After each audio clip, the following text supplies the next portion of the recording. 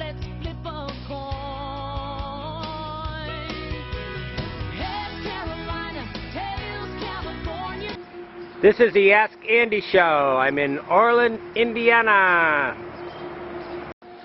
Okay, this is the Ask Andy Show. It's, what day is today? Tuesday, May something, I think 14th. Oh, I should check all the time before I start these things. It's May 13th, Tuesday.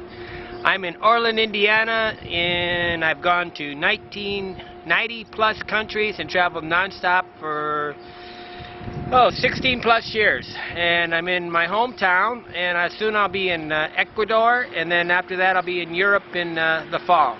I had to stop for my father. I'm at the yard of my mother's. I don't have a house, so I have to.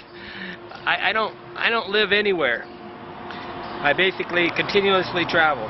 Okay, I've been trying to. I don't know what to do with this question, and I'm bringing it up. Joshua S. He wants to know about how to pack my backpack. How to pack a bag. Hi Andy, this is Joshua. I won't say his last name. He says he's really good. Love your videos and thanks for sharing them with us all. I was wondering if you could show me and all the viewers the ways you pack your large backpack. Comfortable ways of balancing everything for long travel and things that you personally recommend for traveling abroad. And quick question, how is traveling in South America and the people? Thank you for taking the time to answer me. Okay, Joshua. Packing bag, I don't know what to do with this question in a way. I wish just packing a bag is like a whole book of information, and it's really hard to get it down to a disciplined thing. But I will say that the most important thing you should know about packing a backpack is that you shouldn't carry your backpack.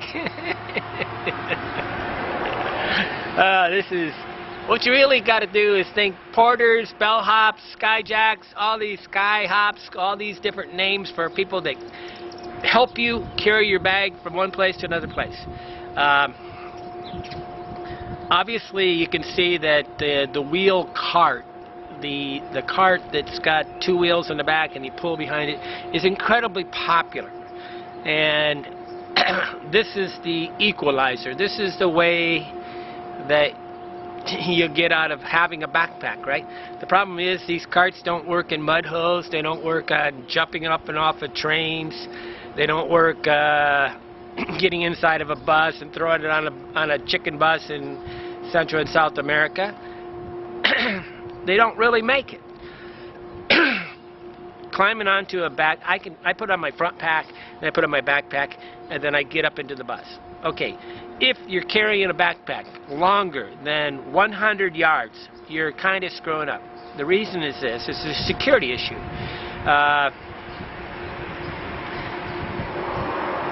It's not that big a problem, say 7 o'clock in the morning to 11 o'clock in the morning, walking around with your backpack. But many people, I remember where I was. I was on getting off the, I think I was in Peru, in Iquitos, Peru or someplace. I was getting off, where was I? I was somewhere in Peru, I think. And I got off the bus, and this girl gets off. She decides she's going to put both of her backpacks next to her, and before she goes to the hotel, and she's going to, I don't know, enjoy the morning sun of this nice, beautiful place with the bananas and all this stuff. Boom, somebody bumps her. Boom, they take one of her backpacks. Boom, she's crying. Okay, the point is, the backpack is to carry all your possessions to in between rooms. It's not in between cities, it's in between rooms. Hotel to hotel room, porthole to porthole. You want to get that backpack safely, all your luggage between two locations. And the one thing is you don't really ever want it to leave you, right? So the minute that somebody else carries it, now that's a problem, right? Because it can also get carried and ran. So my front pack never gets off of me. After I watched, I think the big problem was that a taxi driver dropped it. Inside it was a computer, and it's like he dropped my from 2 foot. He drops my computer bag, right? Because it didn't look like a computer bag, and you never want a computer bag that looks like a computer bag. You want it to look like a backpack. You want it to look like a day pack. You don't. The last thing you want to do is telegraph to everybody that you got a camera and a computer. I got a camera and computer in my front pack. Here's my pack. Okay, balancing, all this stuff like this is trekker stuff, okay? Trekking, when you're walking for 16 miles, you got to have a perfectly fitted backpack.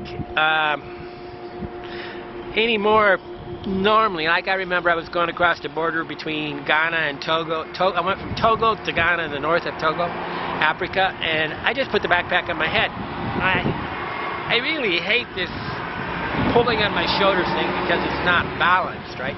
Really, the best backpack would really be something that's on both the front and the back. And that's why it's nice to have my front pack on, because it balances it. Okay, so what I'm going to try, I'm trying to do, and I don't know how to do it. Packing is such a big deal, I probably should make my own channel or something. I have these playlists. If you get on Hobo Traveler channel, then you'll see down there's playlists where I can say one subject and I can collect all the videos on one specific subject together. And I will make sure that there's a playlist today on backpacking, but I can't just make one video that explains how to pack your bag and balance it. But as a rule of thumb, if you're walking more than 100 yards with your backpack, you're in danger of losing everything. Most of the countries in Europe, oh, I hate Europe. I always buy a two-wheel cart when I have a two-wheel cart or get a two-wheel cart to. Europe, you have to, because the distance that you walk in Europe is just outrageous. You might walk 1 or 2 miles in Europe. And this is one reason why you have to really think hotel to hotel and not train to train, okay, or city to city. It's the distance from the train to the hotel that's the important part when you're traveling. It's not the distance. It's almost a no-brainer that you can't really change the distance between two cities, right? So what you want to know is the distance from the train, distance from the bus, the distance from the airport to the hotel. And when a hotel's not telling you anything like this, they're really not that good a hotel. Okay, and then that's the transport of everything you own at that present moment, everything you're carrying, getting it to there safely. Okay, balancing it, obviously, when you start going 100 yards, you might as well get some wheels. In Europe, you just get you one of those two-wheel carts that you can get in an airport and buy one, and carry your backpack and outfit everything like that. I always have one of them. What's nice is they'll let you carry this crazy thing onto the plane, and they're really quite dangerous. You could bang somebody in the head with them, right? But they'll let you carry this as it's like a non-weight item, right? And so you can get a pretty good one, but you got to make sure it's got big wheels. You need wheels like this. You don't need these little dinky wheels. These little dinky wheels won't go through a mud hole. And that's the problem I have. But I saw some really good ones in Spain one time, and they fold up ones, and they really do. Because you can get these kind that fold up and really do it. But you got to get them compact. And what I do is I just then fasten it on the back of my backpack, and when I'm walking with my backpack, it's hooked on.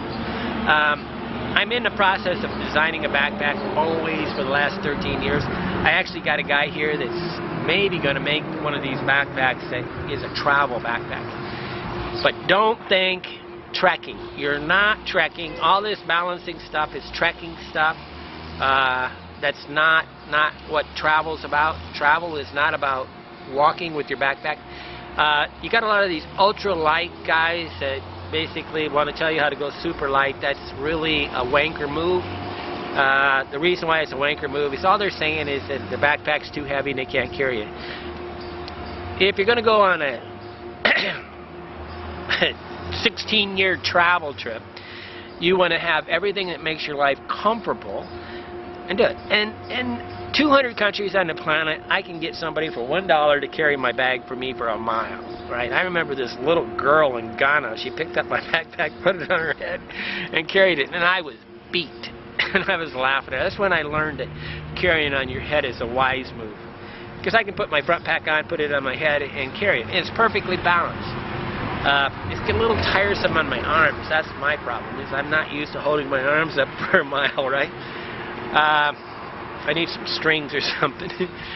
But the Sherpas that climb Mount Everest, they put it on their head. The people that go to Machu Picchu, they put it on their head, they put it on their back. They'll carry 3 of these things. And we got these incredibly well-balanced backpacks that just don't make it because they're awkward. They really hurt your shoulders. They stress you out. And so the super light guys basically are saying they're either they're not strong enough to carry a backpack, or they're just not carrying anything. And the idea of not carrying anything is like a denial of energy. It's a denial of life. It's a denial of enjoying your life. I remember carrying 20 books that I purchased in Africa. I mean, I was in the French countries, and I needed 20 books because this is before the Kindle. Right now I can carry 3,000 books on my Kindle, but I carried 20 books because it was the only way to enjoy life. Okay, bottom line, get on the playlist. It says backpack packing. I should probably starts with a P. I'll start it with packing your luggage. I always key in on, because some of you guys really think that this doesn't apply to you because you're in a 5-star hotel, and it applies more to you because you are going to be buying stuff, and then you're going to have to carry it home. And this is the humorous part is, I mean, 50% of travel is buying, and if you don't pack to be able to bring back another 10-20 kilos worth of, I should think in pounds, guys, I'm sorry, I'm global, 10, 20, you just double the number. So kilos is 2.2 pounds, so it's 10 pounds would be 20 pounds, 30 kilos would be 60 pounds, just roughly rule of thumb. But you got to be able to pack to expand, and you're going to have that extra bag, which is, you know, the simple way to do that is to carry a grain bag. Most of you guys haven't ever seen a grain bag, but just get any kind of large duffel bag type thing that's compact and put it in the bottom of your luggage. And then you won't have to pay, you know, $300 to send things home. There are people that literally send packages home every single month they're out traveling. And it's because travel is more about buying, really, than a lot of times the experience. I'm not saying that's the best way to do it, but that's the life. Okay, thank you, Joshua. I hope that gives you some hints on how to pack. And the trekking, you're not trekking, guys. You're not climbing mountains. This is not hiking. This is travel. It's about security. Not the security is the biggest issue, not the balance. We can pack up tomorrow.